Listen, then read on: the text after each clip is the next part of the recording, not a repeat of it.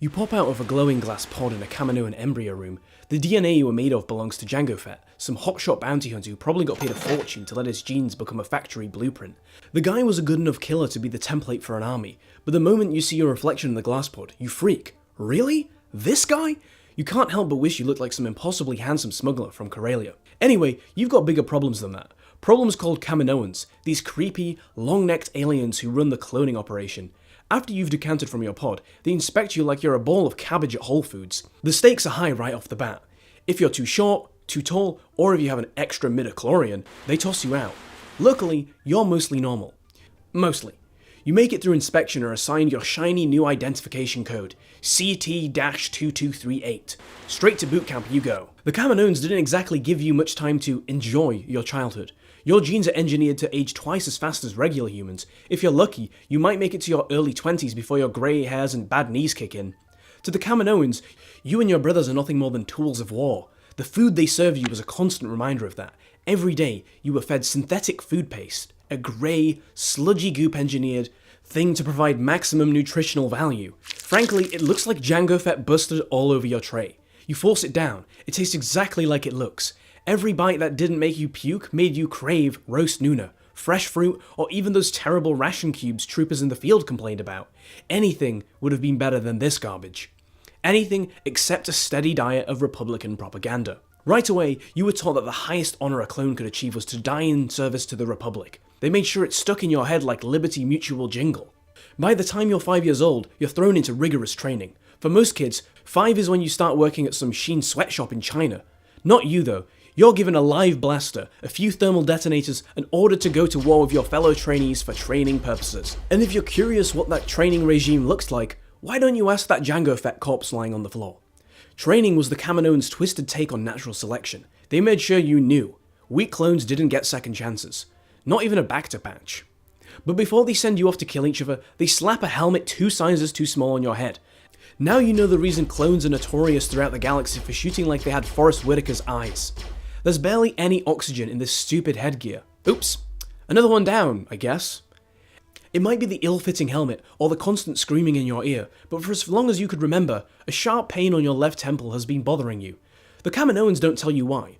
You ask one of your trainers about it, and he just shrugs you away before tossing you into your 6th war that day. Guess that's a problem for another day. If there was one thing worse than the training, it was Kamino's weather. Endless rain. Not the gentle, relaxing kind either. This was a torrential downpour that sounded like 1,000 blaster bolts hitting the walls. Every day, every hour, without pause. You were barely a year into training when the Clone Wars erupted. You and your brothers were yanked from Topoka City and packed into a gunship like cargo. Your first battle was on Geonosis. Nothing could have prepared you for it. Kaminoan training was intense, but real war was a different monster. Blaster bolts lit the air like it was New Year's Eve. As the days went on, you start to feel like you're being taken advantage of. The Republic used you, cheered for you, and then they'll forget you the moment the battle is over. But there was no time to think about that. Not when there's 1,000 Django Fetts with faces twisted in terror laying all over the ground. The Jedi were kind to you, at least.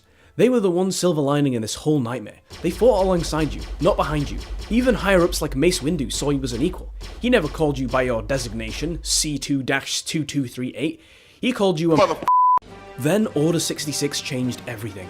Palpatine's voice crackled through the comms. That old soreness in your left temple flared into a searing pain. Your body started moving on autopilot. You turn and point your blaster at Mace Windu, and he looks at you and just says, I guess that wasn't a term of endearment after all. And just like that, the Emperor won the war. When the dust settled, you felt as hollow as the Republic's promise of free healthcare. The Jedi who treated you as equals were gone, and it was because of you. And yet, no matter how much guilt churned in your chest, you couldn't do anything about it. That soreness in your temple was actually a control chip implanted by the Kaminoans to ensure absolute obedience. The chip had flipped a switch in your brain that overrode your free will and made you turn on the Jedi. You hated yourself for it. Every time you looked in the mirror, you saw a murderer staring back. But the Republic didn't care about your guilt. They gave you new orders and expected you to carry on like nothing had happened. Victory was bitter. Just like that Corellian whiskey they poured at 79's, the seediest clone bar on Coruscant. That place was home now. In here, you became the bum everyone made fun of. People knew you by smell. You're the drunk in the corner who pawned his blaster for pod racing bets and owed credits to Jabba the Hutt's goons. You're a regular outside the bar too, right inside the garbage bin. Who's this? They're a bit too sexy to be a bouncer. This right here is a Twi'lek woman with soft green skin and kind eyes that didn't flinch at the sorry sight of you. She must be a prostitute. I mean, why else would someone approach a guy who looks more desperate for a woman's touch than Jabba himself? You're wrong. This lady is the second coming of Mother Teresa. She cleaned the grime off your face, fed you a hot meal, and talked to you like you were a person, just like the Jedi did before you murdered them. Her name was Soraya, and she was the first person who made you feel like you were more than a serial number since the Clone Wars. She didn't care that your ugly mug was the same as millions of others. To her, you weren't a Jango Fett knockoff. You were again. But in the good way that Mace Windu meant the first time, before you betrayed him. For the first time since Geonosis, you felt something that wasn't alcohol poisoning. You actually found yourself wanting to be better. Not for the Empire, but for her. It was the kind of feeling you'd read about in those trashy romance holo novels that the Kaminoans confiscated during training.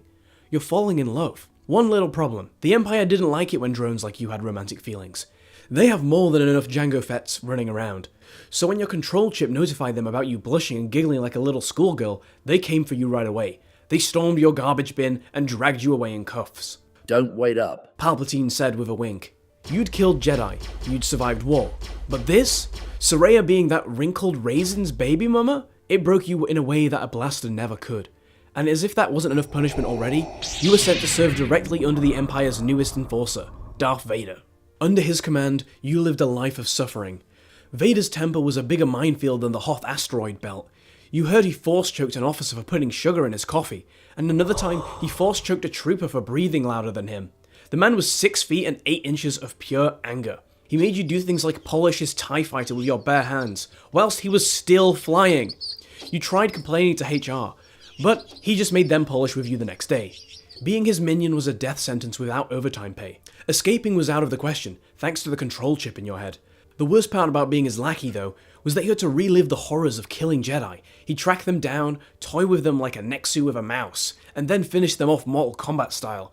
You've heard of horrible bosses before, but this guy was the real sadist power by the dark side of serious mummy issues. You served under him for 19 years. 19 years of moral crimes, horror, and fear. In that time, you saw the extinction of your own kind.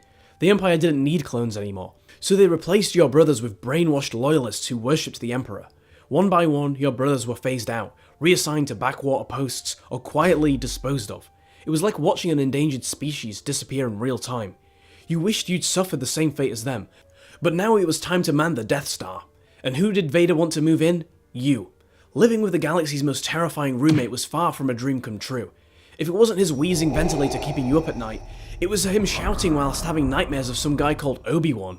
Wonder what that guy did to him. Surprisingly, life on the Death Star wasn't all doom and gloom. You played Sabacc on your breaks, and you even got to kidnap a princess.